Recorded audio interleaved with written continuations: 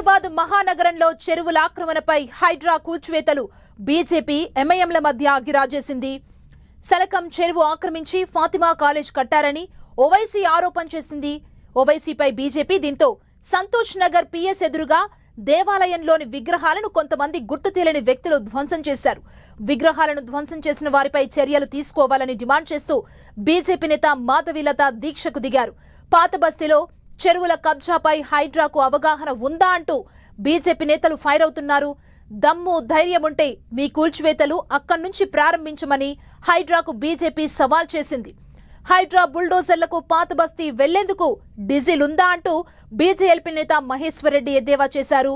ఉచిత విద్య పేరుతో ఓవైసీ సోదరులు కోట్లు దోచుకుంటున్నారని ఎమ్మెల్యే రాజాసింగ్ ఆరోపించారు. సలకం చెరువులో 12 ఎకరాలు ఆక్రమించి ఫాతిమా కాలేజీని నిర్మించారని, అసదుద్దీన్ ఓవైసీ బంగ్లా కూడా ప్రభుత్వ స్థలంలోనే ఉందని బీజేపీ విమర్శించింది.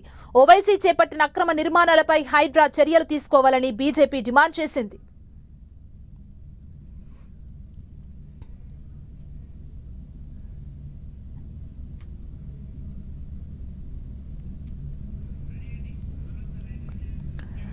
హైదరాబాద్ మహానగరంలో చెరువుల ఆక్రమణలపై హైడ్రా కూల్చివేతలు బీజేపీ ఎంఐఎంల మధ్య అగ్గిరాజేసింది.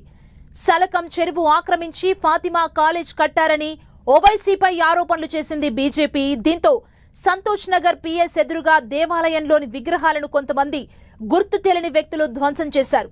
విగ్రహాలను ధ్వంసం చేసిన వారిపై చర్యలు తీసుకోవాలని డిమాండ్ చేస్తూ బీజేపీ నేత మాధవీలత దీక్షకు దిగారు.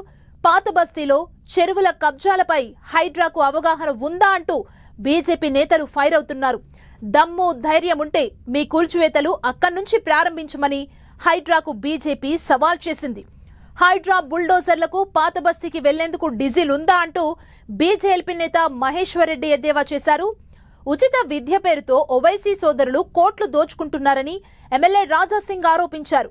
సలకం చెరువులో 12 ఎకరాలు ఆక్రమించి ఫాతిమా కాలేజీని నిర్మించారని, అసదుద్దీన్ ఓవైసీ బంగ్లా కూడా ప్రభుత్వ స్థలంలోనే ఉందని బీజేపీ విమర్శించింది. ఓవైసీ చేపట్టిన అక్రమ నిర్మాణాలపై హైడ్రా చర్యలు తీసుకోవాలని బీజేపీ డిమాండ్ చేసింది.